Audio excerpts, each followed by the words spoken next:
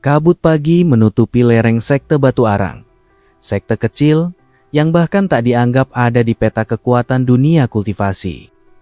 Di bawah kaki gunung, suara tamparan terdengar keras, memecah sunyi. Seorang pemuda kurus dengan wajah penuh luka berdiri terpaku di tanah. Darah mengalir dari sudut bibirnya. Chiyunhe, kau bahkan gagal membuka satu jalur meridian pun. Untuk apa kau hidup? Teriak Guxiangyi, murid unggulan sekte itu, dengan mata penuh hinaan. Chiyunhe menggertakkan gigi. Tubuhnya lemah, tulangnya nyaris keropos karena kekurangan energi spiritual sejak kecil. Tak ada yang tahu bahwa semalam, saat ia pingsan karena latihan keras, ia mengalami mimpi aneh. Ia melihat dirinya dikelilingi oleh langit kelam, tubuhnya hancur, dan suara-suara dewa yang menjerit karena ketakutan. Dalam mimpi itu, ia melihat dirinya disebut Void Heaven Fragment, senjata yang tak boleh ada di dunia. Saat terbangun, jantungnya berdetak tidak normal. Ia tak tahu apa maksud mimpi itu. Tapi sejak saat itu, sesuatu di dalam tubuhnya mulai berubah. Sejak hari itu pula, setiap rasa sakit yang ia terima, entah pukulan, cemoohan, bahkan racun dari makanan, selalu lenyap keesokan harinya. Tapi lebih aneh lagi, Chiyunhe merasa tubuhnya semakin kuat tiap kali ia menderita. Mei Rowland, pelayan yang selalu diam di sudut dapur sekte, memperhatikan Chiyunhe dari kejauhan. Tatapannya bukan seperti pelayan biasa. Ada sesuatu di balik mata itu, seolah mengenali siapa Chiyunhe sebenarnya. Hari itu, para tetua sekte mengumumkan uji masuk murid resmi. Chiyunhe yang tak diharapkan tetap memaksa ikut. Ia berdiri dengan tubuh compang-camping di antara murid-murid lain yang memancarkan aura kultivasi. Ketika tangannya menyentuh batu uji spiritual, batu itu tetap diam. Tidak ada cahaya, tidak ada aura. Para murid tertawa, dan bahkan beberapa tetua menunduk malu karena memiliki sampah seperti Chiyunhe di sekte mereka. Namun hanya Mei Rowland yang melihat retakan samar di batu uji spiritual. Retakan kecil nyaris tak terlihat. Itu bukan tanda kegagalan. Itu tanda bahwa sesuatu telah menekan batu itu dari dalam. Sesuatu yang tidak dikenali oleh hukum spiritual biasa. Malam itu, Chiyunhe kembali ke pondok kayunya. Ia merenung di bawah hujan, tubuhnya menggigil. Tapi rasa sakit akibat rasa hina itu justru membuat sesuatu dalam dirinya aktif. Suara atau mungkin gema dari dirinya yang lain berbisik dalam pikirannya. Semakin dalam kau tersakiti, semakin dalam kekuatanmu menelan dunia. Keesokan harinya, para murid kembali mengejek dan mencampakkan dia ke lubang meditasi buangan, tempat yang biasa digunakan untuk membuang sampah spiritual beracun. Tapi Chiyunhe duduk bersila di sana, membuka pori-porinya dan mulai menyerap racun itu. Tidak untuk bertahan, tapi untuk tumbuh. Dan itulah titik baliknya. Di malam ketiga, saat tubuhnya nyaris meledak karena tekanan racun, sebuah cahaya hitam keunguan muncul di belakang punggungnya. Bukan aura, bukan juga roh pendamping, tapi bayangan sayap patah yang perlahan meregenerasi diri. Chiyunhe membuka matanya. Untuk pertama kalinya, ia tidak merasa lemah. Ia merasa kosong. Bukan dalam arti tanpa kekuatan, tapi kosong seperti ruang tak berbatas yang siap menelan segalanya. Jika langit menciptakan hukum untuk memusnahkanku, maka aku akan menciptakan hukum untuk menghancurkan langit, gumamnya. Dengan suara datar namun menggetarkan udara di sekelilingnya. Di kejauhan, di balik kabut tebal puncak sekte Batu Arang, Mei Rowland tersenyum samar sambil berbisik, akhirnya. Kau bangun juga. Langit malam berubah suram. Tak ada yang tahu Tapi bintang-bintang di langit bagian utara mulai memudar satu persatu. Sebuah anomali telah muncul kembali ke dunia dari murid paling rendah menuju ancaman bagi surga itu sendiri. Lubang meditasi buangan yang dulunya hanya dipakai sebagai tempat pembusukan limbah spiritual kini berubah. Atmosfernya, akar-akar mati yang menempel di dinding mulai menghitam dan mengerut, seperti takut akan sesuatu yang tak terlihat. Chi Yunhei duduk diam, dikelilingi kabut racun hijau pekat. Namun, wajahnya tak lagi menunjukkan penderitaan, melainkan ketenangan yang mengerikan. Di sekelilingnya, planet-planet hancur, hukum alam berderak, dan dunia gemetar. Namun, sebelum ia bisa menyelesaikan misinya, dirinya dibakar oleh api hukum surga.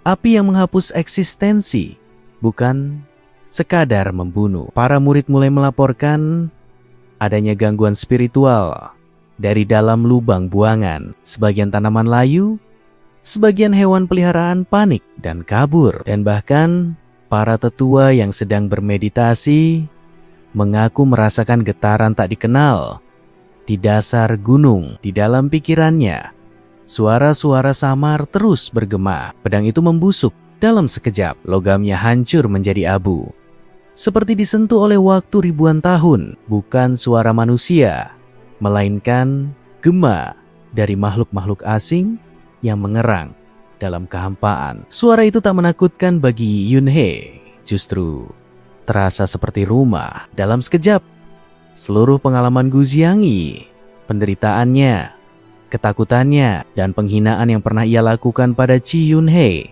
dipantulkan balik ke pikirannya 1000 kali lipat lebih parah. Ia tidak terkejut, tidak juga ketakutan, hanya berkata, "Kau telah membangkitkan kekosongan itu, Chi Yunhei." Tapi ia juga tahu bahwa hukum dibuat oleh makhluk yang dulu takut padanya. Tapi ini baru permulaan. Surga belum tahu kau hidup kembali. Tapi saat mereka tahu, mereka akan datang memburu dengan seluruh kekuatan. Gu Xiangyi jatuh pingsan dengan air mata mengalir, menangis tanpa tahu sebabnya. Aku akan buat mereka mengenali wajah ketakutan yang telah mereka hapus dari sejarah. Fragmen ingatan masa lalu kembali mengalir. Dirinya atau makhluk yang dahulu adalah dirinya berdiri di hadapan 108 dewa langit yang berlutut. Ia ingin memastikan sendiri bahwa Chi Yunhei, si murid lemah, sudah mati termakan racun. Tapi yang ia temukan justru membuat tubuhnya menggigil. Kembali ke lubang meditasi, tubuh Chi Yunhei mulai menunjukkan perubahan fisik. Kulitnya mengeras, meridian dalamnya menyusun ulang aliran, dan tulang-tulangnya bergemeretak seolah sedang dilahirkan.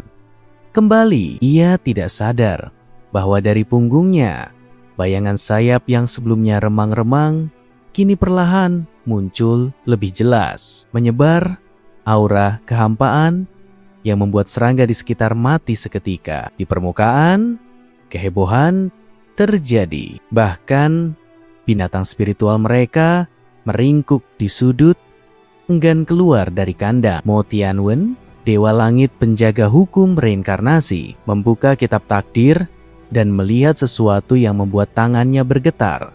Sebuah energi aneh menyelimuti sekte dingin, sunyi, namun menggetarkan tulang. Matanya hitam pekat, tak punya pupil, tapi penuh kesadaran. Ia tak berkata apa-apa, hanya menatap Gu Xiangyi yang terkejut seolah sedang menilai apakah makhluk di hadapannya layak hidup atau tidak.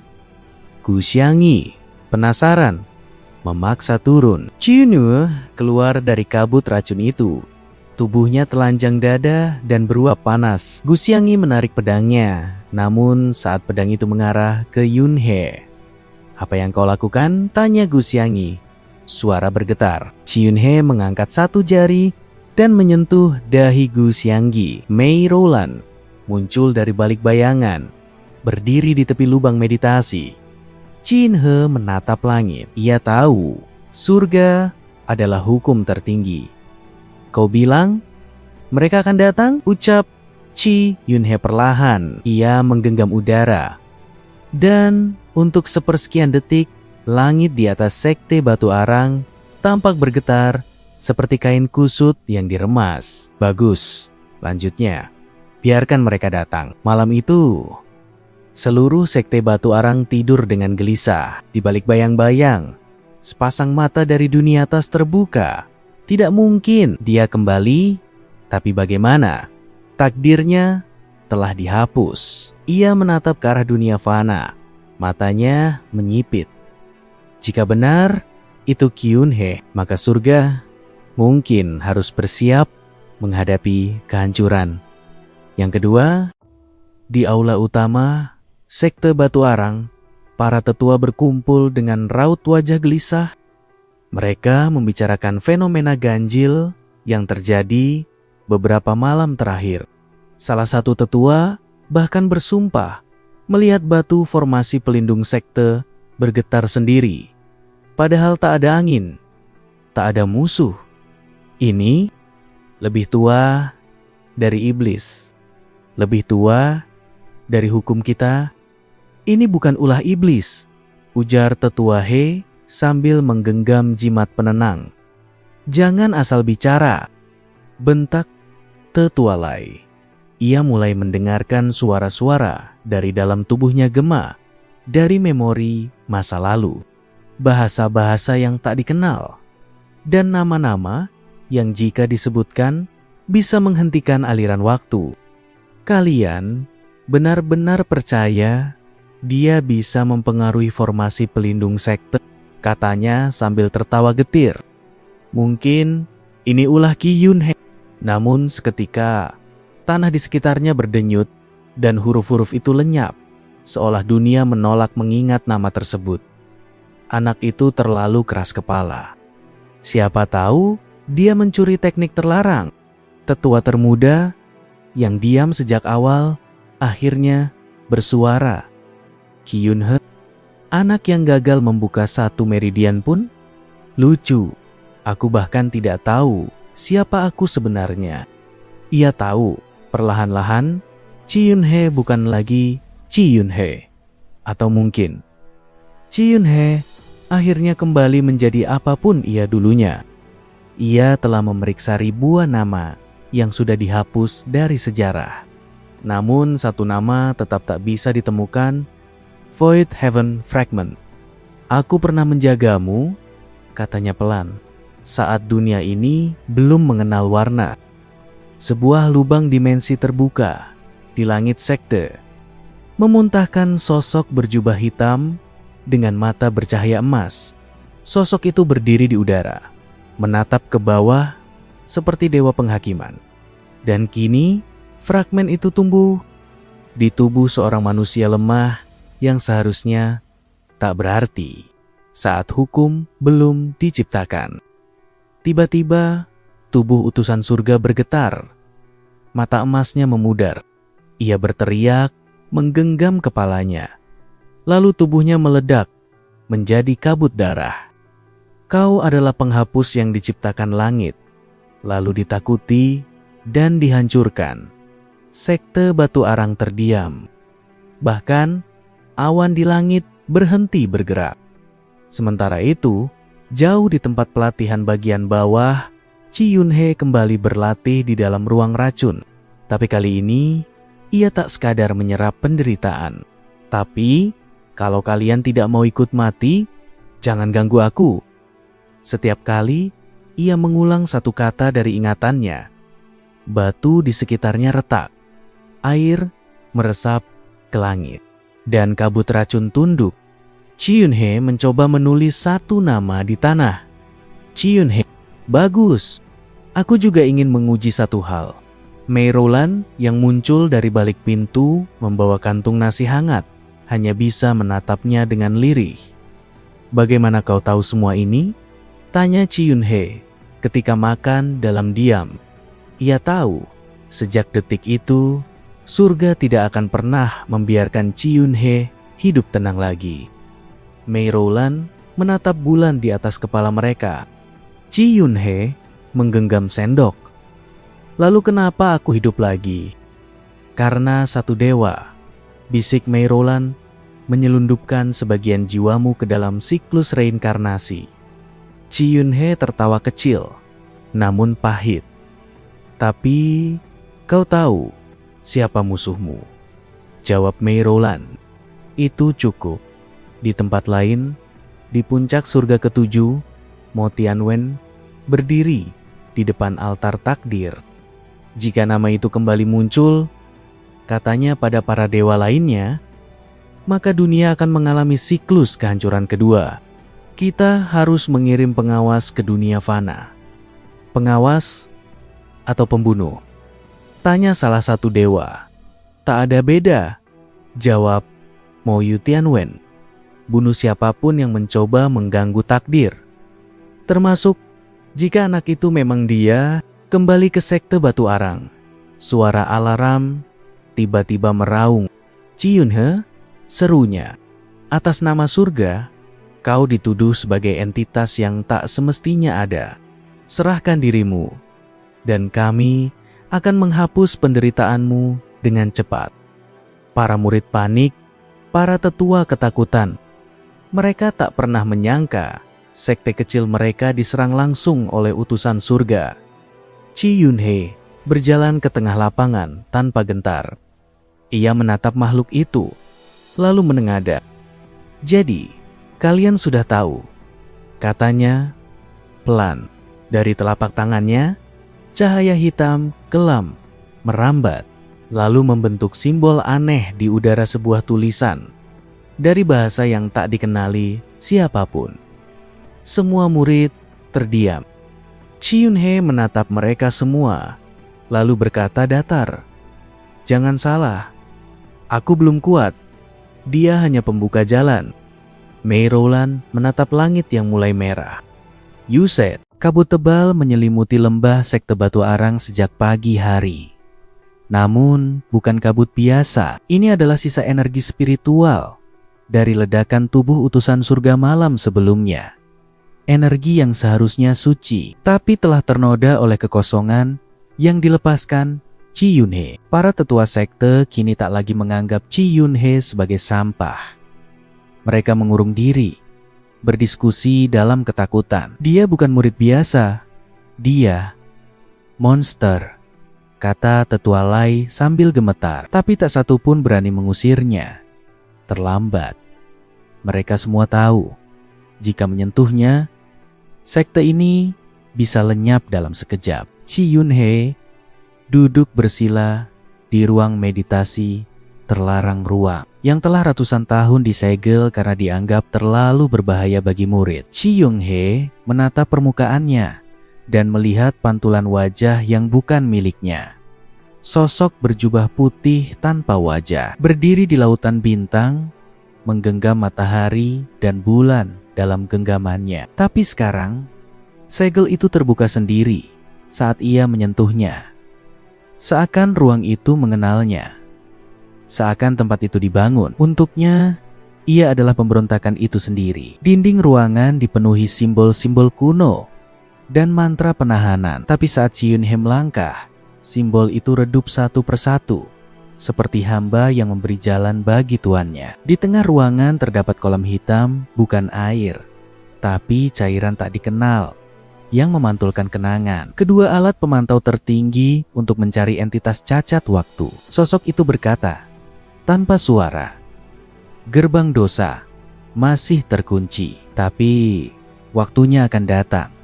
Chi Yunhe tahu, ini bukan peringatan, ini eksekusi diam-diam dari langit untuk menutup jejaknya. Chi Yunhe menyentuh kolam itu, dan seketika tubuhnya terguncang. Ini rute ke kuil bayangan dosa di barat jauh. Di sana, gerbang dosa yang asli tersegel. Kau harus membukanya, atau kau akan terus dihantui bayanganmu sendiri. Jika aku tetap di sini, semua akan musnah. Sekte ini bukan tempatku lagi. Kilatan masa lalu membanjiri pikirannya. kilatan saat ia menghancurkan 7 planet dalam satu serangan, menghapus garis keturunan langit keempat, dan mengukir hukum baru bahwa penderitaan bisa menjadi bahan bakar kekuatan. Dan aku tak akan biarkan kau berjuang sendirian. Ia sadar, dirinya dulu bukan hanya senjata. Namun di tengah badai ingatan itu, muncul sosok asing. Seorang anak kecil, dengan wajah yang sama seperti dirinya sekarang. Anak itu menangis dalam kehampaan, memanggil ibu. Chi Yunhe tersentak bangun. Keringat dingin membasahi tubuhnya. Untuk pertama kalinya, ia meragukan tujuannya. Apakah ia manusia? Atau hanya wadah bagi sesuatu yang lebih gelap? Di permukaan, Mei Rowland mengamati perubahan langit. Bintang-bintang mulai membentuk formasi yang tak biasa. Itu adalah tanda surga tengah membuka mata langit, dan saat langkah mereka menghilang di balik pegunungan barat, langit di atas sekte Batu Arang berubah warna, seperti sehelai mata terbuka, mengintip dunia dari balik tirai takdir. Dan itu berarti siapapun yang pernah berhubungan dengan Chi Yunhe akan diawasi, bahkan mungkin dibunuh. Sore harinya, beberapa murid sekte Batu Arang menghilang. Tidak ada jejak, tidak ada darah, hanya roh pelindung sekte yang mengaung kesakitan. Ia menatap Mei Rowland. Mei Rowland mengangguk, lalu menyerahkan sebuah gulungan tua. Chi Yunhe menerima gulungan itu. Tapi sebelum ia pergi, Gu Xiangyi muncul lemah dengan wajah penuh bekas luka mental akibat insiden sebelumnya. Namun di matanya tak ada lagi kebencian. "Aku akan ikut," katanya lirik. "Aku tak tahu apa kau manusia atau bukan, tapi kau pernah jadi murid sekte ini." Chi Yunhe menatapnya, tak menjawab. Tapi di sudut matanya ada sesuatu yang dulu tak pernah ada. Rasa percaya. Sekilas mereka pun berangkat malam itu, tanpa upacara, tanpa pamit. Hanya kabut yang mengikuti mereka. Dari atas langit keempat, Mo Tianwen berdiri di altar hukum sambil berbisik, "Gerbang dosa jika terbuka, maka langit sendiri harus bersujud." Perjalanan menuju barat jauh bukan sekadar perjalanan fisik. Di sepanjang padang kelabu dan ngarai tandus Chi Yunhe dan Gu Xiangyi melintasi wilayah-wilayah yang telah lama dikucilkan dari peta resmi dunia kultivasi, tempat di mana hukum alam mulai goyah. Bukan karena lelah, melainkan karena setiap meter yang ia lewati semakin memperjelas panggilan masa lalunya. Seolah-olah dunia ini terus-menerus mengingatkannya, "Kau bukan bagian dari kami. Kau adalah penyakit dari luar semesta." Di dasar jurang itu, sebuah kuil batu menjulang tinggi, tak rusak, tak kuno, tapi seolah dibangun oleh tangan tak dikenal dari waktu yang tak pernah tercatat. Dan suara-suara dari dunia bawah berbisik pada jiwa manusia yang lemah. Chi Yunhe tetap tenang, tetapi setiap langkah yang ia ambil terasa berat. Gu Xiangyi mulai sering bermimpi buruk. Ia adalah pengawal dosa, makhluk yang ditugaskan oleh surga sendiri ribuan tahun lalu untuk menjaga agar gerbang dosa tak pernah dibuka kembali. Ia melihat Chi Yunhe dengan mata hitam menelan seluruh dunia, dan dirinya menjadi bagian dari lautan darah yang tanpa dasar. Tapi entah kenapa, ia tetap mengikuti Chi Yunhe. Mungkin karena rasa bersalah, atau mungkin karena harapan absurd bahwa Yunhe masih bisa diselamatkan. Biarkan aku yang bicara dengan cermin masa lalu. 3 hari kemudian, mereka sampai di sebuah jurang raksasa, tertutup kabut hitam abadi. "Kau pecahan, kau gagal, dan sekaligus kunci," kata Tian Wei. Batu tak jatuh, debu tak bergerak, bahkan napas pun tertahan. Sayap hitam mulai tumbuh, dan simbol kekosongan yang dulu hanya samar kini membakar di punggungnya dengan cahaya violet pekat. "Ini kuil bayangan dosa?" tanya Gu Xiangyi bergidik. Chi Yunhe tak menjawab. Ia hanya melangkah turun. Setiap pijakan kakinya mengubah batu menjadi abu sejenak, lalu kembali utuh. Langkah-langkah itu memanggil penghuni kuil. Tapi bersiaplah menanggung semuanya, ucap Tianwei sebelum tubuhnya meledak menjadi cahaya ribuan serpihan. Di tengah altar, sebuah pintu hitam muncul, terbuat dari material yang bahkan Ci Yunhe tidak bisa kenali. Gerbang itu tidak terbuka dengan kekuatan, melainkan dengan pengakuan pertempuran meledak dalam dimensi terbatas, tempat dunia nyata tak bisa melihatnya. Tapi ia sadar satu hal, Qi Yunhe bukan sedang melawan musuh, tapi sedang membongkar kunci dari dirinya sendiri. Mereka bertarung bukan dengan kekuatan fisik, tapi dengan ingatan.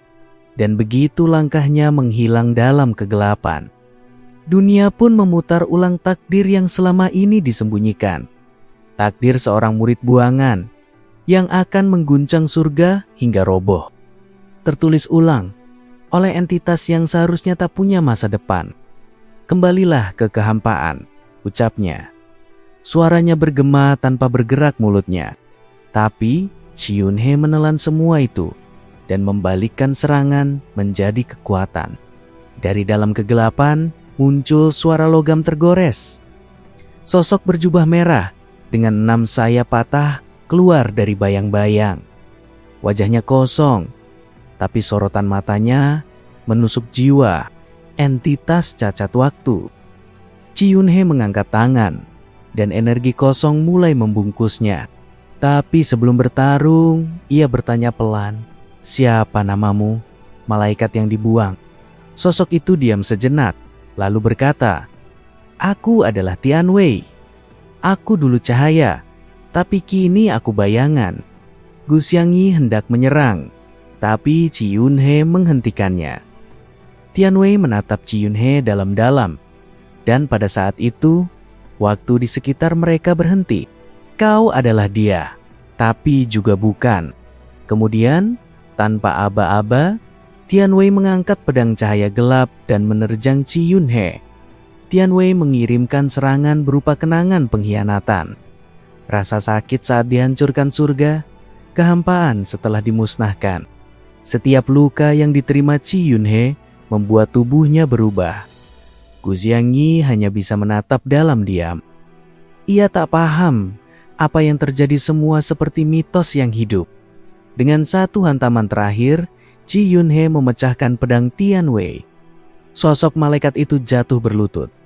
Bukalah gerbang itu, dinding kuil retak. Lantai terbelah. Ci Yunhe menatapnya, lalu berkata, "Namaku adalah Ci Yunhe, tapi aku juga Void Heaven Fragment." Gerbang itu membuka diri perlahan, dan semburan aura hitam keunguan menelan langit di atas, alam menjadi bisu. Dunia tercengang. Di langit ke-9, Mo Tianwen membuka mata lebar-lebar. Gerbang itu terbuka. Seketika itu juga, langit mengirimkan hukum pertama. Segel surga akan dibuka. Tidak ada lagi pengampunan. Sementara itu, Qi Yunhe melangkah masuk ke gerbang dosa. You said, di balik gerbang dosa, dunia tidak seperti apapun yang pernah dilihat Ci Yunhe. Langitnya berwarna ungu kelam. Tanahnya penuh luka seperti kulit terbakar. Dan angin yang berhembus membawa jeritan dari masa lalu. Tempat ini bukan dunia fana, bukan pula alam roh. Ini adalah lapisan ke-0. Tempat segala ingatan yang ditolak oleh hukum surga dikurung dan dilupakan. Ci Yunhe melangkah perlahan. Setiap langkah membangkitkan fragmen bayangan yang menari di udara, menggambarkan bagian-bagian dari dirinya yang telah terhapus saat ia dilahirkan bukan sebagai manusia, tapi sebagai entitas penghapus yang dibentuk dari kehampaan murni. Ia tidak pernah memiliki ibu, tidak pernah memiliki masa kecil. Ia diciptakan untuk satu hal, memusnahkan apapun yang menyimpang dari rencana surga. Namun, ingatan itu tak membuat Ci Yunhe marah, justru membuatnya tenang. Ia akhirnya tahu mengapa ia selalu merasa asing di dunia ini. karena ia memang tidak pernah dimaksudkan untuk menjadi bagian dari dunia ini. Di kejauhan, sebuah patung raksasa setinggi langit berdiri dengan satu tangan mengarah ke bawah, satu tangan mengarah ke atas. Itu adalah arca jiwa terpecah, tempat Void Heaven Fragment disegel setelah pemberontakan pertamanya. Chi Yun-hee mendekat, dan suara bergetar menggema dari tanah. Bukan suara manusia, bukan juga suara dewa, tapi gema dari dirinya yang terdalam. Kau datang untuk mengingat atau untuk menjadi kembali. Ia berdiri di hadapan arca itu dan menjawab pelan, "Aku datang untuk menjadi aku yang seharusnya." Tiba-tiba, cahaya hitam menyelimuti tubuhnya. Chi Yun-hee terangkat ke udara dan tubuhnya mulai terpisah dari jiwanya sendiri. Ratusan versi dirinya muncul bayangan Chi Yun-hee dalam berbagai kemungkinan, sebagai pahlawan, sebagai pengkhianat, sebagai raja, bahkan sebagai korban. Mereka semua melingkarinya, masing-masing menatap dengan tatapan tajam. Salah satu bayangan mendekat, berkata dingin, "Kenapa kau harus hidup sebagai manusia?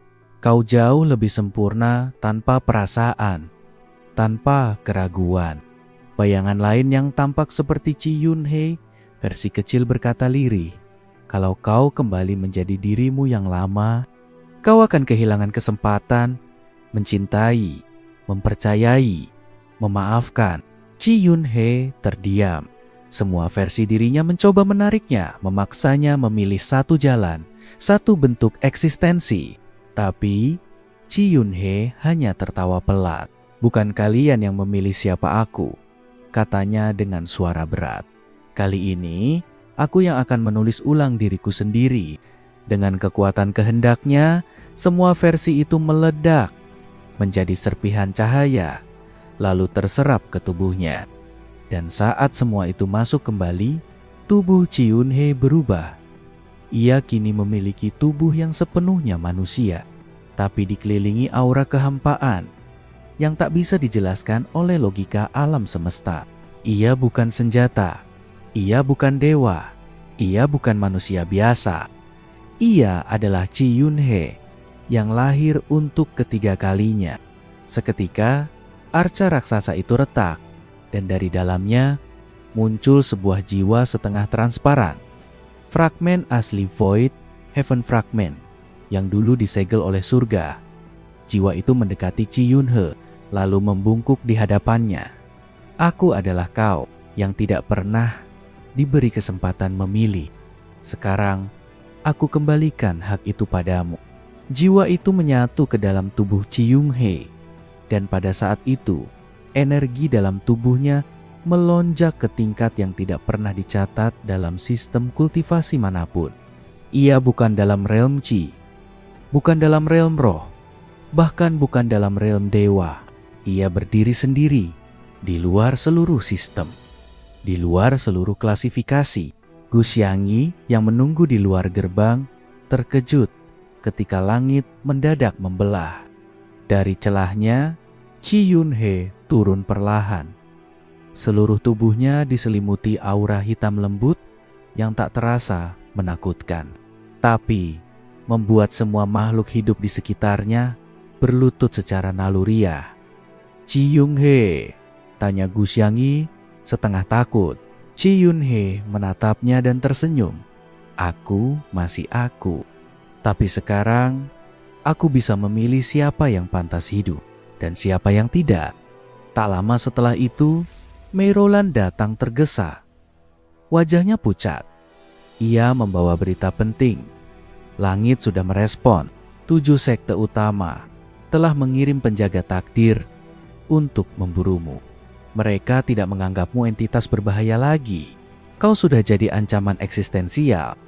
Chi Yun-hee mendongak ke langit yang mulai menggelap. Angin berhenti, burung-burung diam. Di angkasa, cahaya keemasan mulai terbentuk dalam bentuk pilar-pilar, tanda kedatangan pasukan surgawi. Ia menggenggam udara, dan untuk pertama kalinya, Suara langit itu sendiri pecah. "Biarkan mereka datang," katanya pelan. "Aku ingin melihat apakah hukum surga bisa menahan seseorang yang tak lagi tunduk pada hukum."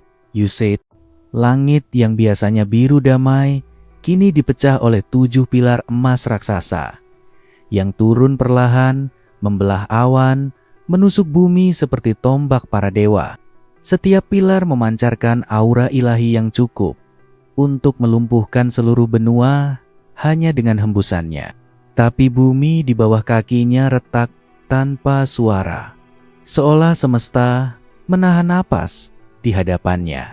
Burung-burung jatuh dari langit, pohon-pohon membusuk dalam sekejap, dan para kultivator tingkat tinggi dari seluruh negeri hanya bisa berlutut bukan karena hormat, tapi karena tekanan tak tertahankan yang berasal dari langit itu sendiri.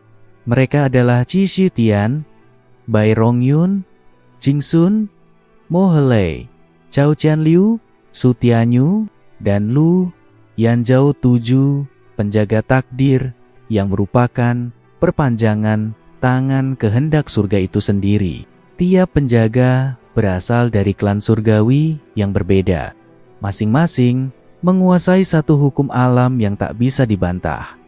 Waktu, ruang, karma, jiwa, ilusi, nasib, dan kehampaan. Qi Yunhe berdiri tanpa gentar. Tubuhnya memancarkan aura hening dan menelan semua energi di sekitarnya.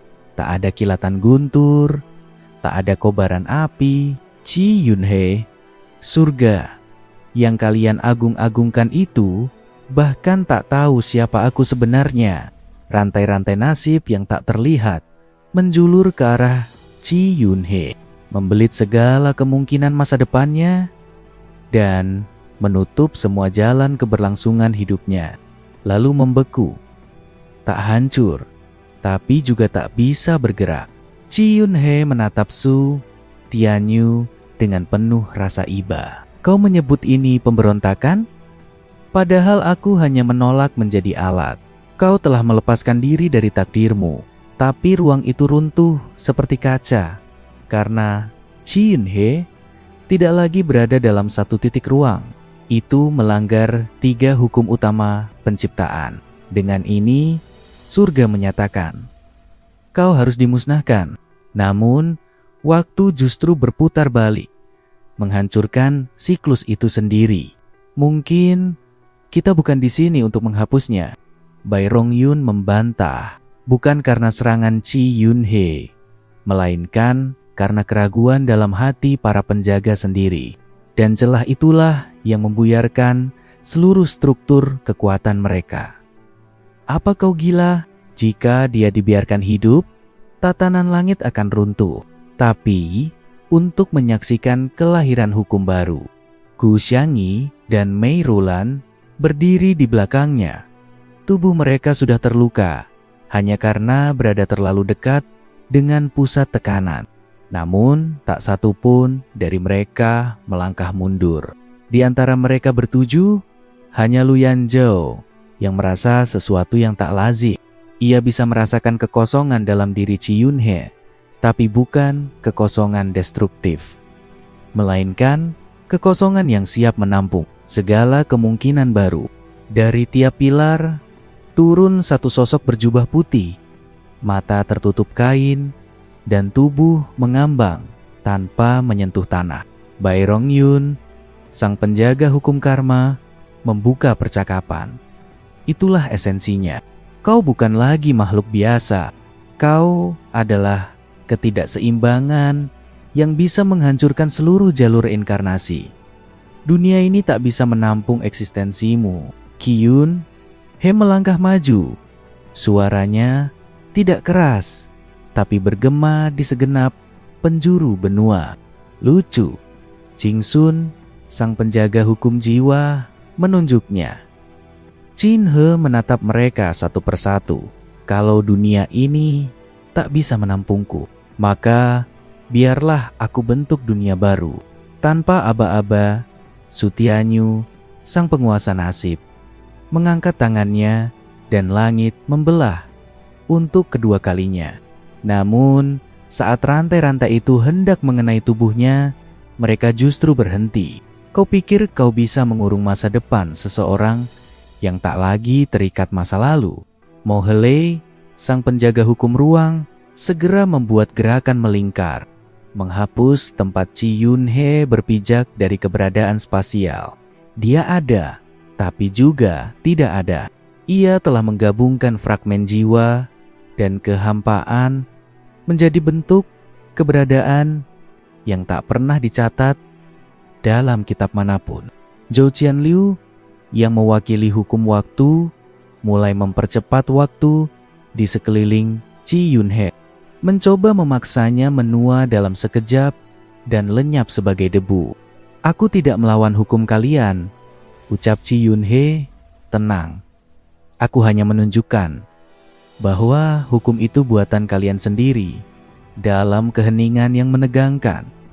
Lu Yanzhao, sang penjaga hukum kehampaan, justru menatap Chi Yun-hee dengan sorot mata yang rumit. Lu Yanzhao akhirnya bicara.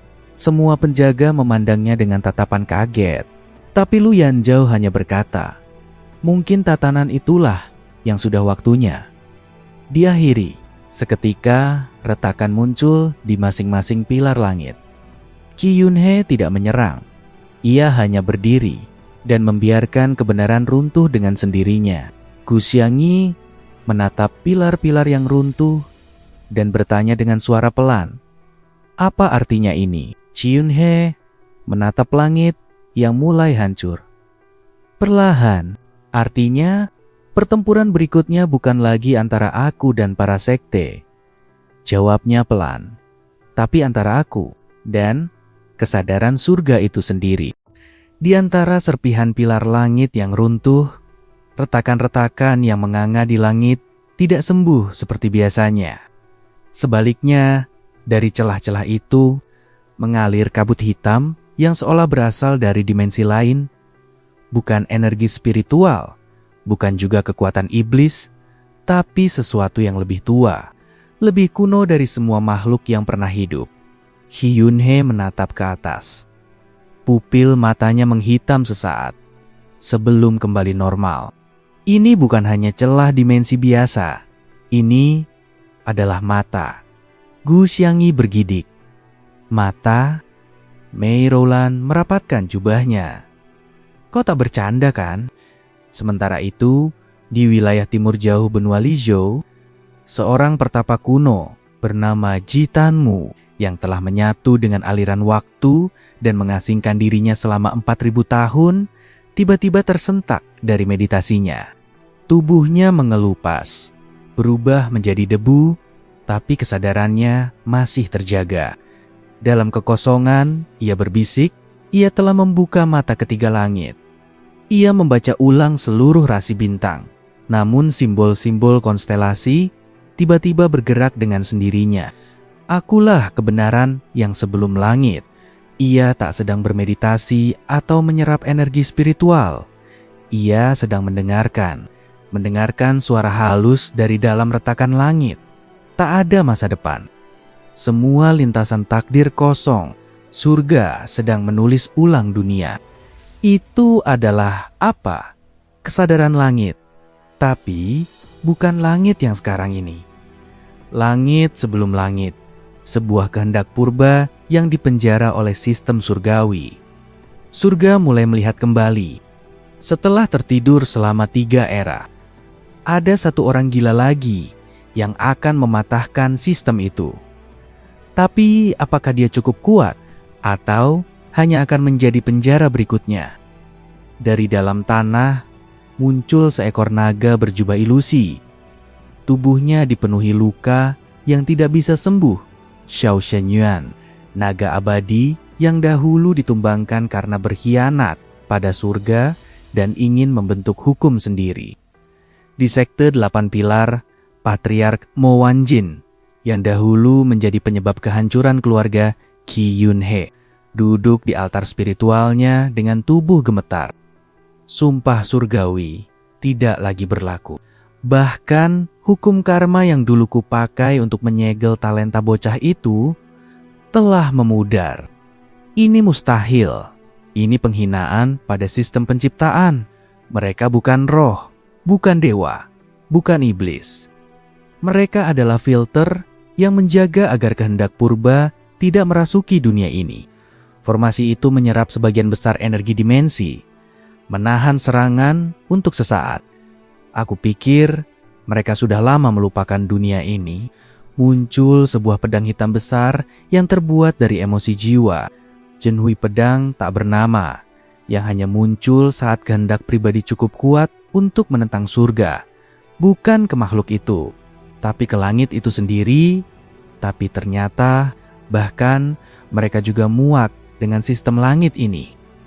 Namun, semua ketakutan itu tak berarti apa-apa dibandingkan yang dirasakan oleh He Yuanjing, pendeta agung dari Menara Takdir. Kalau kalian ikut denganku, kalian juga akan dilupakan oleh dunia. Tak ada kata, tak ada drama. Mereka bahkan tidak mengeluarkan aura. Tapi jiwaku terasa seperti diremukkan. Kembali ke pusat kehancuran pilar langit. Chi Yunhe kini duduk bersila di atas tanah yang hangus, berubah menjadi gerbang. Dan suara itu bukan bisikan, tapi jeritan, dan melangkah ke dalam gerbang. Bersama Chi Yunhe, bawalah aku. Hancurkan dinding ini. Bebaskan aku. Chi Yunhe tidak takut. Ia sudah melewati kematian dan dibentuk ulang dari serpihan jiwa yang pernah dicacah para tetua sekte. Suara itu bukan ancaman baginya, tapi panggilan. Gu Xianggi yang sudah cukup gila untuk tetap bersama Chi Yunhe bertanya, "Siapa yang berbicara?" Chi Yunhe membuka mata. Kali ini dengan cahaya gelap menyala di pupilnya. Itu bukan siapa. Di tempat lain, jauh di puncak pegunungan hitam, segel kuno mulai pecah. Dia tertawa saat melihat langit retak. Akhirnya, sementara itu, dari celah dimensi yang terus melebar, muncul makhluk-makhluk aneh yang tidak bisa dikenali. Wujudnya sebagian seperti manusia, sebagian seperti awan hitam dengan mata-mata berputar. Mei Rowland menjerit. Apa itu? Chi Yunhe berdiri pelan. Mereka adalah penjaga lapisan tertinggi langit. Mereka tidak hidup, mereka tidak mati. Tanpa aba-aba, makhluk-makhluk itu melesat ke arah Chi Yunhe, bukan untuk membunuhnya, tapi untuk menyerapnya kembali ke dimensi asal, menghapus eksistensinya dari catatan segala waktu. Namun, tepat saat mereka akan menelan dirinya, sebuah formasi berbentuk spiral muncul di belakang Chi Yunhe, terbentuk dari serpihan jiwa para leluhur sekte kecil tempat dulu dia dilahirkan. Sekte jiwa embun. Gu Xianggi menatapnya terperangah. Itu, leluhurmu melindungimu? Chi Yunhe mengangguk pelan. Saat formasi melemah dan makhluk dimensi menyerbu kembali, Chi Yunhe menjentikan jarinya. Dan dari retakan langit, dia meraih gagang pedang itu dan menebas ke atas. Dalam sekali tebasan, retakan yang awalnya hanya celah, gerbang menuju langit sebelum langit dimensi di mana asal muasal penciptaan, kebohongan surga, dan rahasia kegelapan tertua menanti. Chi Yunhe berbalik pada kedua sahabatnya. Mulai sekarang, tak ada lagi tempat aman. Gu Xianggi dan Mei Rowland saling menatap. Mereka hanya mengangguk, dan dunia mulai menghapus nama mereka dari ingatan sejarah. Tapi kisah mereka justru baru dimulai. Begitu Chi Yunhe, Gu Xianggi, dan Mei Rowland melewati gerbang retakan langit, dunia seolah membalikkan segala hukum yang mereka kenal. Langit berubah menjadi cermin hitam yang terus mengalir, seperti air, tanah menggantung terbalik, dan waktu tidak lagi berjalan lurus. Di tempat ini, segala hal bukan lagi berdasarkan logika, tapi kehendak. Mei Rowland langsung memegangi kepalanya. Aku tidak bisa mengingat siapa aku. Chi Yunhe, Siapa kau? Chi Yunhe segera merapal mantra, pengikat jiwa yang dia warisi dari ratusan ingatan reinkarnasinya. Chi Yunhe berlutut dan menyentuhkan tangannya ke tanah. Ini bukan hanya dimensi, ini adalah kuburan langit tempat kehendak surga, membuang kehendak yang dianggap gagal. Mei Rulan melihat ibunya yang dulu mati diracun sekte lain. Gu Xiangyi melihat dirinya yang dulu lemah dan ditertawakan murid senior. Chi Yunhe melihat dirinya yang dulu dibunuh, dikhianati, dan dicincang oleh sektenya sendiri. Sebuah lingkaran cahaya merah darah muncul di dahi Mei Rulan dan Gu Xiangyi. Tempat ini memakan eksistensi kita, ingatan, identitas, bahkan nama. Hanya tekad yang bisa melindungi siapa kita di sini. Di hadapan mereka terbentang lautan hitam yang terbuat dari emosi marah, kecewa, putus asa, cinta, benci, dan semua yang pernah dibuang oleh makhluk hidup ke dalam langit. Di tengah lautan emosi itu, berdiri sebuah bangunan berbentuk menara, berliku-liku ke atas dan bawah, seperti tak berujung.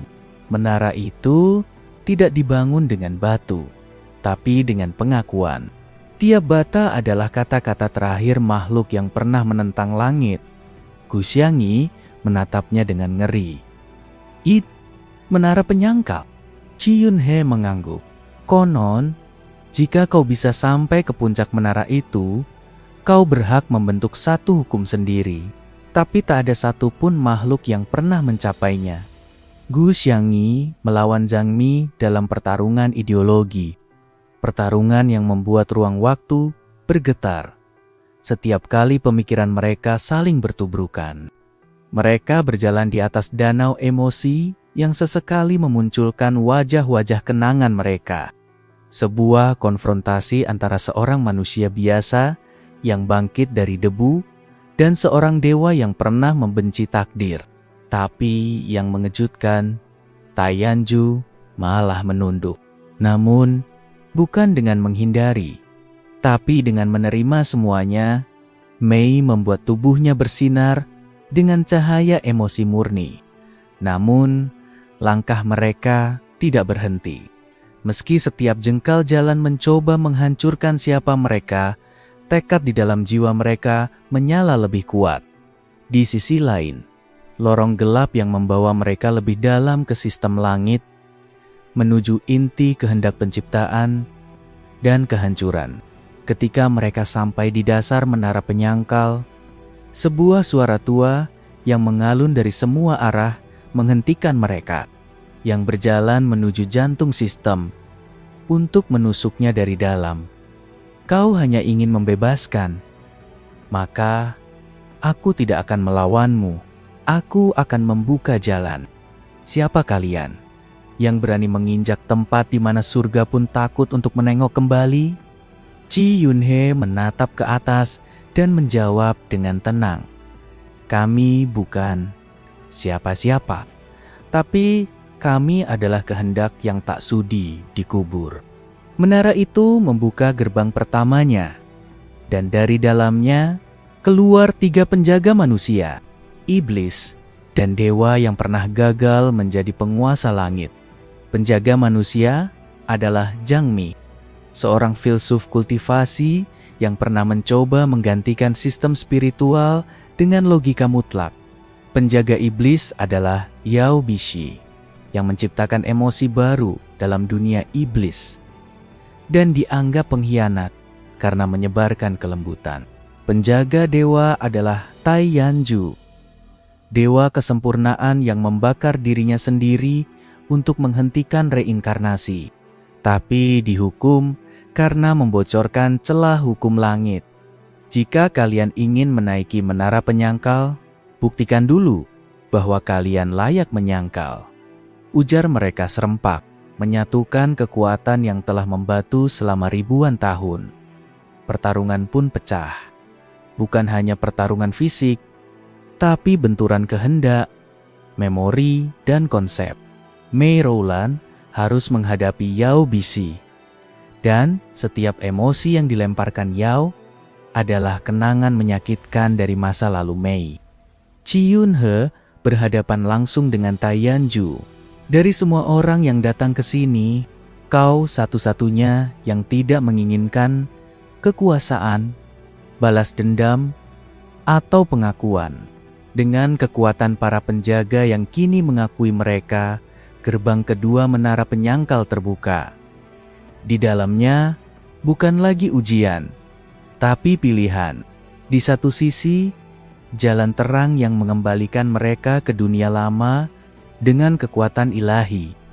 Chi Yun-he menatap kedua sahabatnya. Tak perlu kata, mereka berjalan ke dalam lorong gelap. Dan di dunia luar, langit bergetar.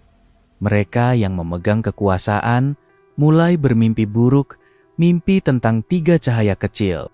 Yuseh, lorong gelap yang mereka masuki bukan hanya sekadar ruang, melainkan suatu kesadaran kuno. Setiap langkah di dalamnya seperti membelah realitas. Waktu meregang, ingatan terbakar, dan kepercayaan diputar balikan. Gu Xiangyi nyaris tidak menyadari kapan tangannya menggenggam gagang pedang atau kapan ia sedang memegang bayangan ibunya yang telah tiada. Chin He tetap di depan. Dalam lorong itu, tubuhnya perlahan berubah menjadi semi-transparan, memperlihatkan aliran petir, api, dan cahaya yang bergerak seperti sungai di dalam dagingnya. Tubuhku tak bisa lagi mempertahankan bentuk lamanya. Aku sedang berubah jadi sesuatu yang belum pernah ada. Tak ada bentuk, tak ada suara, hanya sebuah eksistensi murni yang berbisik dalam bahasa yang hanya jiwa bisa mengerti. Sebuah pintu tak berdaun muncul, terbentuk dari benang cahaya dan darah. Mei Roland menatapnya sambil gemetar. Ini bukan pintu masuk biasa. Ini gerbang asal, tempat kelahiran kehendak surga pertama. Sebaliknya, mereka ditarik ke dalam inti dari langit, sebuah jantung raksasa yang terbuat dari hukum, janji, dan kontrak spiritual. Di sana terbaring tubuh-tubuh para pencipta sistem. Jan Ren Huang, Dewi Liaoji sang bijak Baimi, dan roh waktu Shui Nian, makhluk agung yang dulu membentuk struktur langit, lalu dikorbankan oleh sistem yang mereka bangun sendiri. Aku adalah cermin keinginanmu. Kau ingin kebebasan, maka kau harus tunduk. Kau ingin kekuatan, maka kau harus membayar. Tidak ada kehendak yang gratis di dunia ini. Masing-masing harus bertarung dengan bayangan dirinya yang mewakili kelemahan terdalam. Begitu mereka melewati gerbang itu, dunia di dalamnya memeluk mereka dalam cahaya putih murni yang teguh. Menang kau, menipu semua makhluk dengan janji yang tak bisa ditepati. Disambungkan dengan rantai ide dan hukum, tubuh mereka terus memancarkan hukum yang mengikat makhluk hidup di semua alam. Dia mengambil jantung sistem itu dan menyerapnya ke dalam tubuhnya sendiri. Aku tidak akan menghancurkan hukum. Aku akan menjadi hukum baru, melawan dirinya sendiri yang dulu ingin balas dendam. Bukan kebebasan. Aku adalah segel. Aku adalah hukum. Aku adalah langit. Dan aku akan jadi batas itu, membawa fondasi untuk membangun semesta baru. Sementara Gu Xiangyi tertinggal, berubah menjadi pilar realitas yang akan menjaga agar kekuatan baru Shi Yun-he tak berubah menjadi tirani. Dengan kedua tangannya, dia menahan arus hukum yang mengalir dari tubuh para pencipta. Jika kita ingin membentuk dunia baru, maka hukum lama harus diakhiri di sini. Tidak.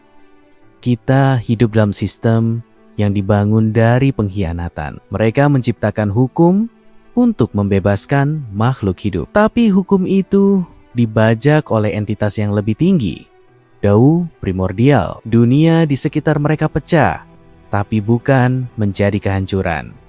Justru muncul jalan baru, jalan menuju realitas yang bisa mereka ciptakan sendiri. Dunia mulai runtuh dan dibangun kembali dalam hitungan detik, menyebabkan seluruh konsep eksistensi mereka nyaris lenyap. Dia tak punya wujud, hanya kehendak yang menelan kehendak lain. Dia menjadi bentuk baru wujud anti-Dao, entitas yang bisa menulis dan menghapus hukum semaunya. Qi Yunhe mendongak dan bertanya tanpa suara, "Jika kau adalah langit, kenapa kau menciptakan dunia yang tidak adil?" Suara itu tidak menjawab.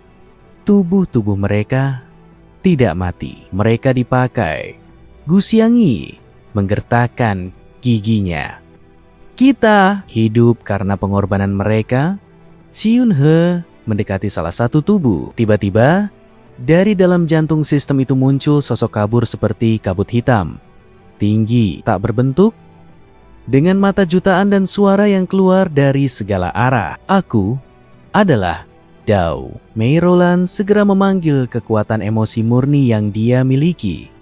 "Kau hanya topeng dari sistem yang gagal." Kabut itu mulai membesar dan membelah dirinya, menghadirkan 3 aspek: ketakutan, keterikatan, dan keraguan. Mereka mengambil bentuk ketiga sahabat itu sendiri. Gu Xiangyi melawan dirinya yang masih takut gagal. Mei Roland menghadapi dirinya yang terlalu bergantung pada cinta. Dan Qi Yunhe, pertarungan tidak terjadi dalam dunia nyata, tetapi dalam jantung langit itu sendiri. Setiap keputusan, keyakinan, dan ingatan menjadi senjata. Yang ragu, mati. Qi Yunhe akhirnya meraih titik di mana dia bisa menghentikan aliran hukum. Namun pada saat itu juga, Dao primordial mengerahkan kekuatan terakhirnya. Sebuah rekonstruksi ulang realitas. Qi Yunhe membuat pilihan gila.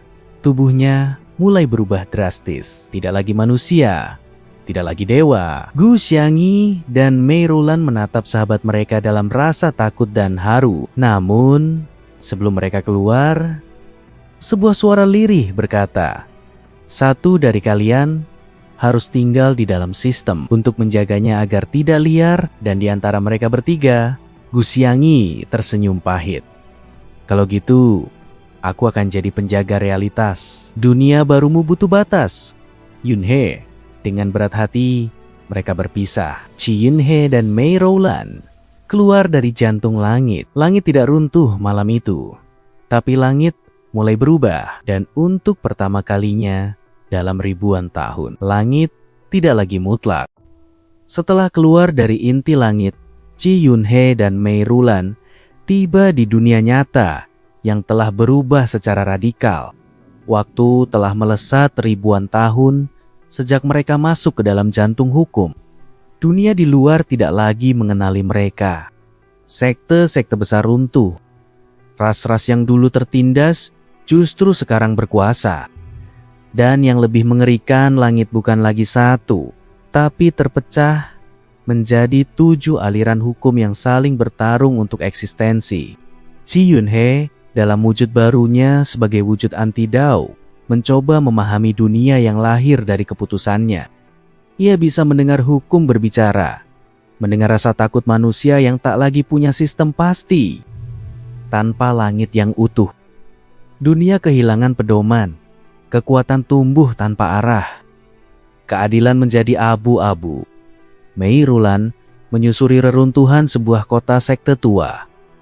Di sana, ia bertemu dengan sekelompok anak-anak yang membentuk sekte kecil sendiri dan menyembah sisa hukum bukan dewa.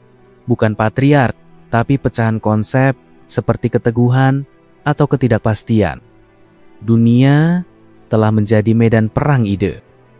Mereka bertemu dengan seorang bocah bernama Ji Luonan yang mengklaim dirinya sebagai putra hukum yang hilang. Anak itu memiliki kemampuan menyerap 1 jenis hukum setiap hari, tapi tak bisa mempertahankan identitas dirinya. Ia berubah-ubah menjadi siapapun yang pernah ia baca dari kitab suci.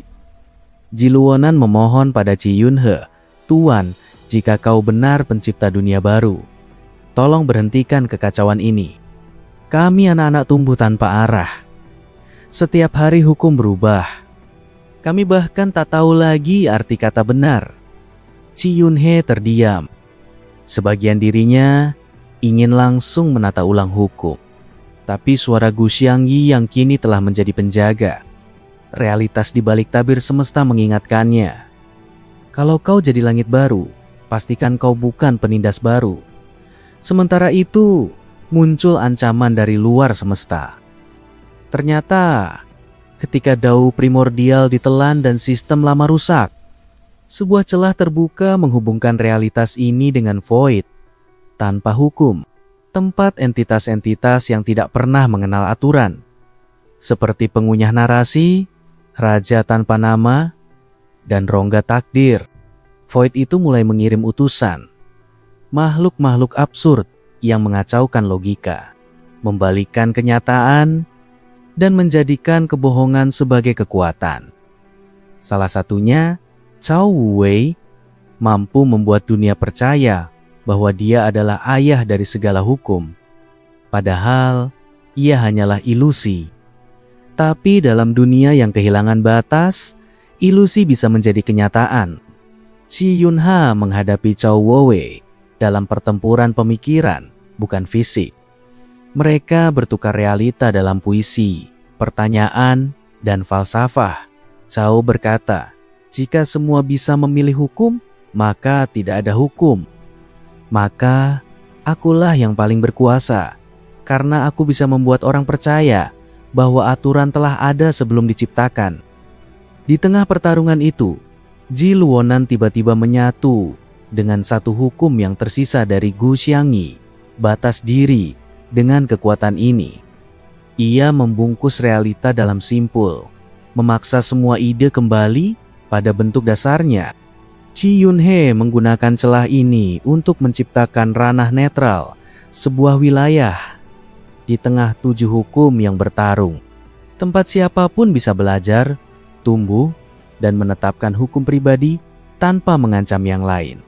Ia menamai tempat ini Yuansu, atau kehampaan yang dipandu. Mei Roulan menjadikan dirinya sebagai penjaga Yuansu, dan Ji Luonan menjadi murid pertama. Namun bahaya belum berakhir.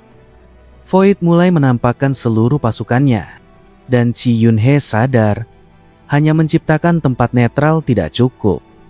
Ia harus mencari pewaris yang bisa mengelola hukum dengan bebas, tanpa jatuh pada keinginan menguasai.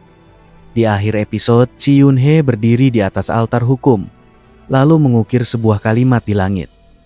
Tak ada kebenaran mutlak, hanya keberanian untuk memilih dan mempertanggungjawabkan pilihan itu. Langit yang retak mulai menyatu, bukan menjadi satu, tapi menjadi mozaik. Dunia tak akan kembali seperti semula, tapi harapan mulai berakar. Ranah netral, Yuansu, perlahan menjadi tempat perlindungan bagi mereka yang muak dengan pertarungan hukum. Di sana, setiap orang bebas menyusun hukum pribadi, semacam prinsip hidup yang memiliki kekuatan nyata, asalkan bisa dipertanggungjawabkan. Namun sistem ini mengandung resiko. Hukum yang dibangun atas dasar ego, tanpa kontrol, justru akan melahirkan hukum jahat atau lebih parah, hukum liar yang memakan penciptanya sendiri. Salah satu yang datang adalah Huhanji, pelupa abadi, yang bisa membuat dunia lupa pernah punya hukum. Dimanapun dia lewat, tatanan jadi aneh. Gravitasi menghilang, bahasa terbalik. Waktu berjalan mundur. Qi Yunhe berjalan di antara para pembangun hukum pribadi. Beberapa berhasil seorang tua yang membuat hukum. Tak boleh ada tangisan di depanku menjadi penyembuh terbaik, karena mampu menenangkan luka batin dan fisik. Di sana, Ji harus bertarung melawan ilusi semua hukum yang pernah gagal, termasuk hukum ibunya sendiri. Kasih sayang selalu benar. Ilusi itu menggoda Ji agar menyerah dan hidup dalam kenyamanan hukum buatan. Karena Qi Yunhe tak lagi menjaga tatanan, Gu Xiangyi mulai bergeser eksistensinya mengabur.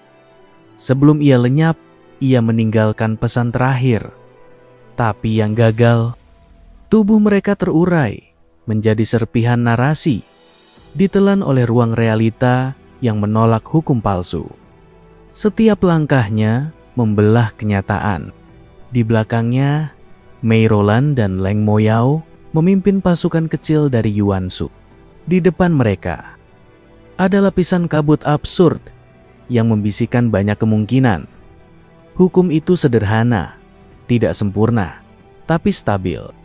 Dan dengan itu, ia lolos ujian. Ia menangis, bukan karena bangga, tapi karena sadar. Beban sebagai penyusun hukum bukan sekadar kekuatan, tapi penderitaan yang harus dirangkul. Ia tak punya hukum sendiri, tapi punya insting untuk membedakan hukum sejati dan palsu. Sementara itu, Voita tanpa hukum tak tinggal diam.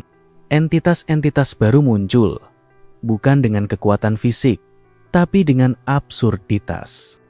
Void akan menulis ulang sejarah, dan kita semua akan menjadi tokoh dalam cerita yang tak kita inginkan.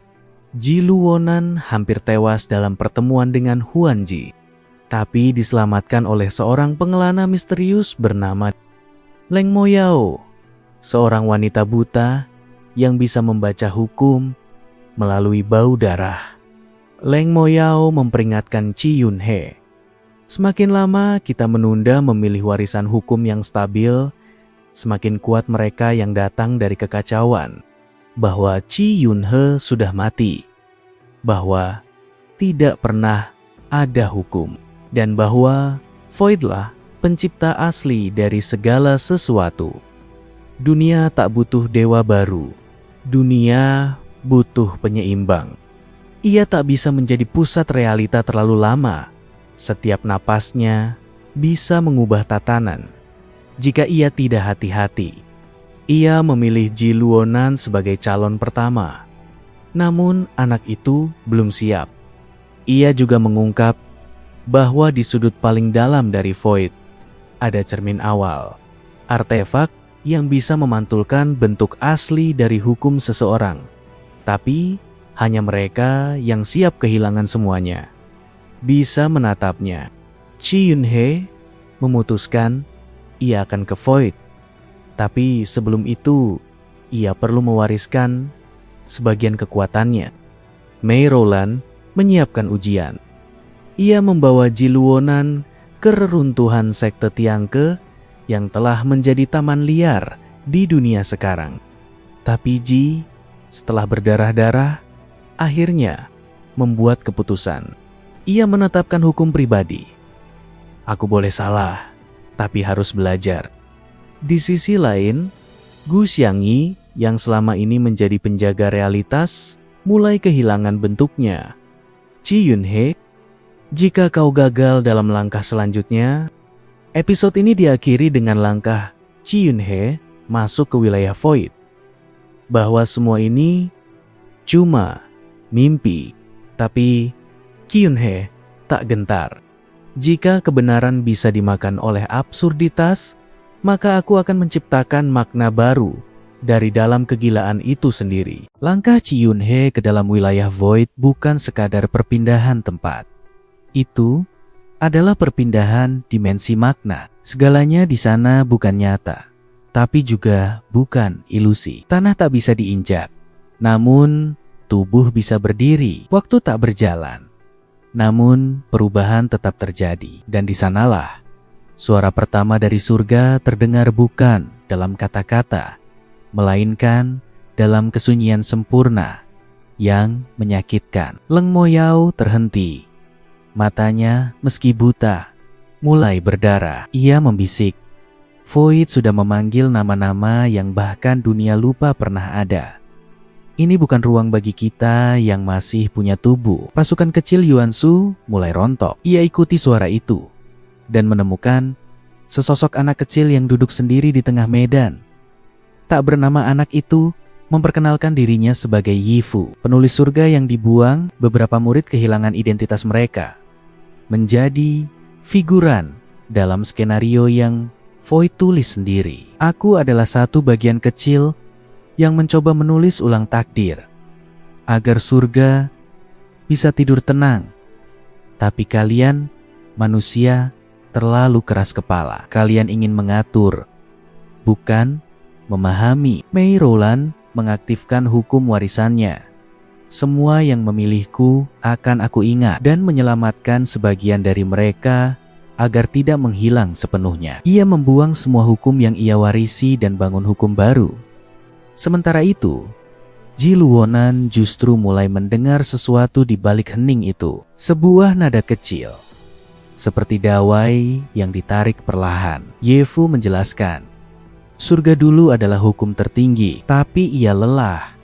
Jadi, ia memecah dirinya jadi jutaan bagian dan menyebar ke seluruh realita. Semua yang pernah disembunyikan Void mulai keluar, termasuk para entitas terdalam. Sanbu, si raja cacat, yang tubuhnya tak punya wujud pasti, dan Nian Luan, si penari gila, yang menari di atas hukum dengan langkah-langkah kontradiktif yang membuat realita bergetar. Chi Yunhe akhirnya bertemu Yi Fu juga. Dalam pertemuan itu, Void terbelah menjadi dua, sisi absurd dan sisi jujur. Ia ingin tetap menjadi tempat di mana yang tak masuk akal adalah Tuhan. Sisi jujur adalah gambaran asli hati Chi Yunhe, seorang anak yang ditinggal sektenya, tubuhnya cacat, dan seluruh hidupnya hanya tentang bertahan. Ia tak menyerang, tapi semua hukum palsu runtuh begitu melihat hukum barunya. Bukan karena kuat, tapi karena jujur. Ia melihat dirinya sendiri duduk lemas di depan rumah yang pernah terbakar di sekte Yisi. Ia menangis, tapi karena ia ingin surga benar-benar bisa dipahami dan diakses siapapun, bahkan oleh mereka yang dibuang. Dan saat ia menangis, hukum pertamanya yang ia tolak bertahun-tahun muncul kembali.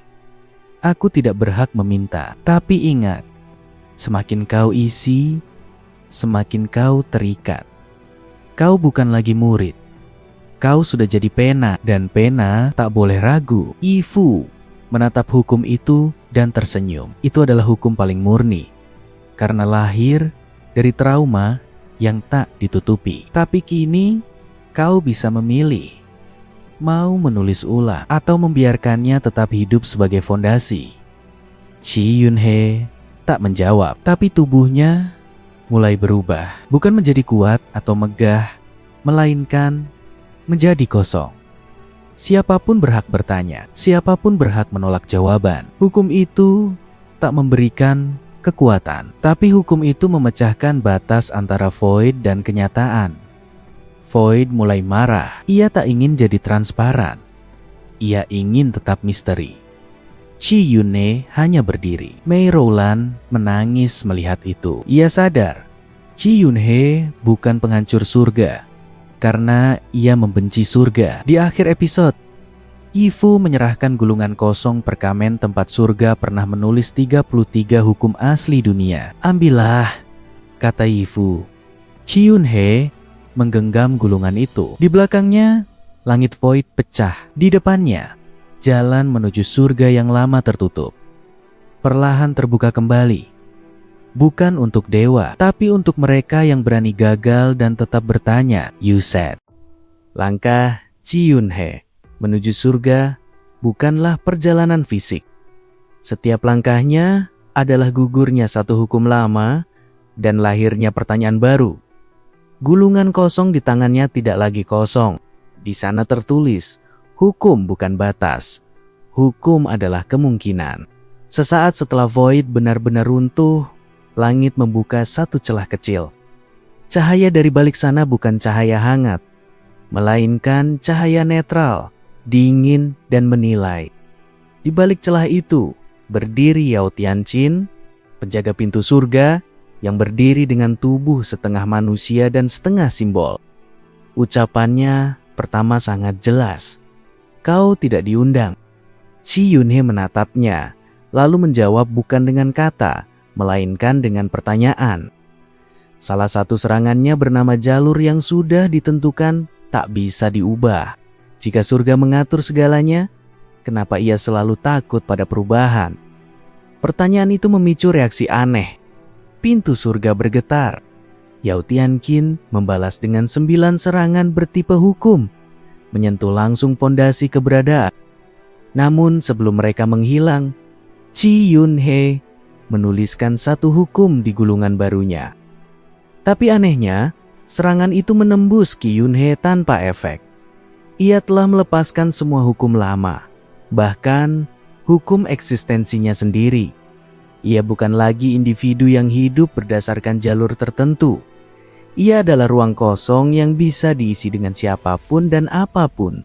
Dan itu adalah kelemahannya, sekaligus senjatanya. Mei Rulan dan Leng Moyao mencoba membantunya, tapi mereka tersedot oleh hukum surga bernama setiap yang bukan utama akan lenyap di gerbang.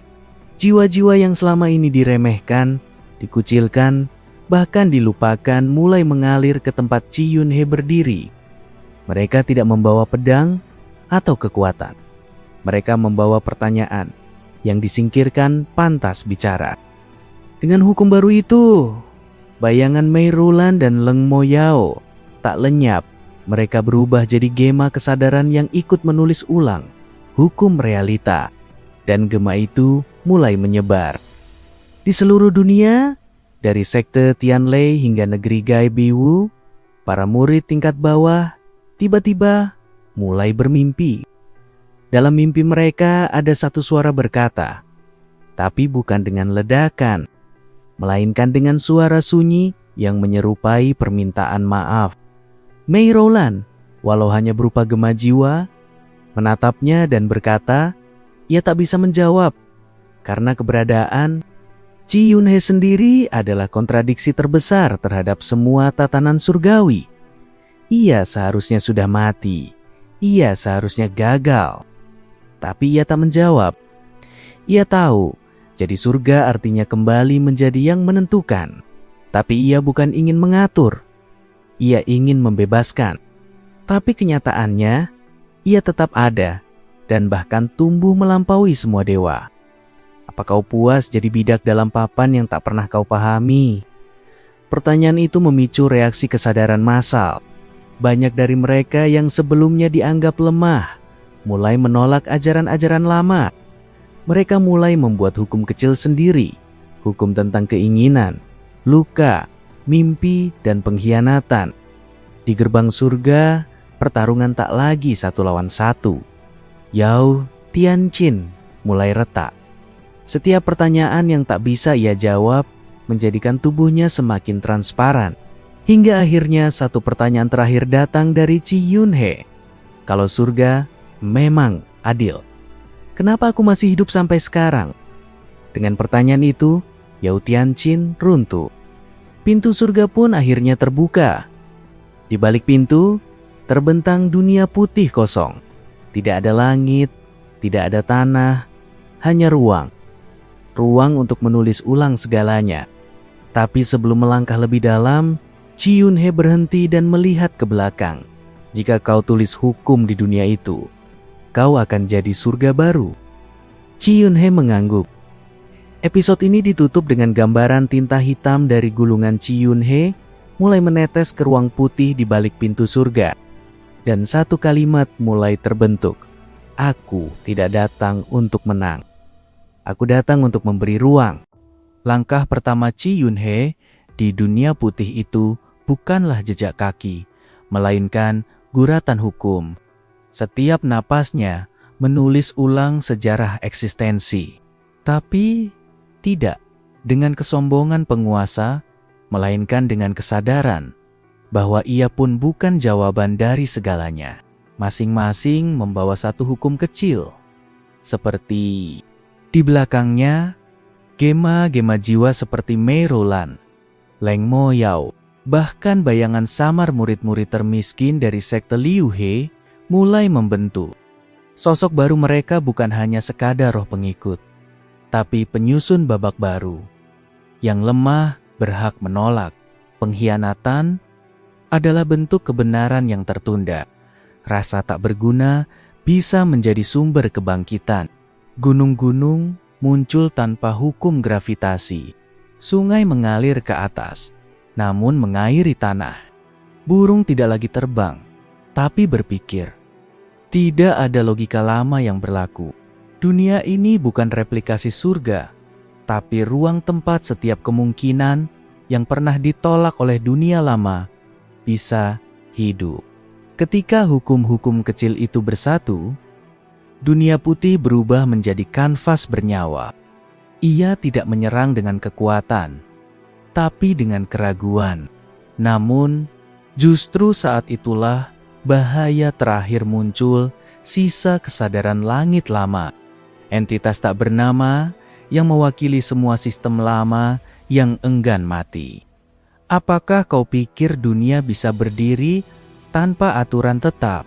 Ia melihat wajah gurunya, Guo Mianxi, yang dibakar demi kemurnian sekte. Ia mendengar teriakan murid-murid lemah yang dibungkam karena tak sejalan dengan jalan utama. Tanpa batas, segalanya akan hancur. Tanpa hierarki, hanya kekacauan yang tersisa. Sebuah dunia yang takut pada apa yang tidak pasti. Dan Qi Yunhe mulai goyah, sebab dalam hatinya tersisa satu ketakutan, bahwa semua yang ia bangun akan jatuh seperti sekte Liu He dahulu. Ia menyerahkan ruang itu kepada semua kesadaran yang mau mencipta. Ia tidak menjadi Tuhan baru. Ia hanya menjadi ruang. Tapi tanpa hukum dominan, ia kehilangan bentuk. Ia larut dalam gelombang kemungkinan dan berubah menjadi materi mentah, berguna bagi penciptaan baru. Bukan mati, bukan lenyap. Ia menyatu ke dalam dunia yang ia buka. Tapi kali ini, suara lain ikut bicara. Bukan suara petir atau langit, melainkan suara anak kecil. Sosok bayangan mungil yang mewakili dirinya sendiri saat masih menjadi murid terendah. Aku cuma ingin bisa bertanya. Itu saja. Qi Yunhe menangis. Ia sadar yang ia lawan sejak awal bukan dewa, bukan langit, bukan surga, tapi sistem yang tidak memberi ruang untuk bertanya. Dengan air mata dan senyum lembut, Qi Yunhe menulis satu hukum terakhir di udara. Biarkan dunia membentuk dirinya sendiri, dan dengan itu, ia melepaskan semua kontrol. Sisa kesadaran langit lama mencoba menelan semuanya. Qi Yunhe pun menghilang. Di sekte Liu He yang kini bangkit dengan nama baru sekte Jiwala, nama Qi Yunhe ditulis bukan sebagai patriark, tapi sebagai orang yang membuka pintu. Gema cerita tentangnya menyebar bukan dalam kitab suci, tapi dalam mimpi setiap murid rendah yang merasa tak didengar. Dan di suatu tempat, di antara bintang dan bayangan, terdengar suara. Kalau dunia ini bisa diubah, mungkin aku pun bisa.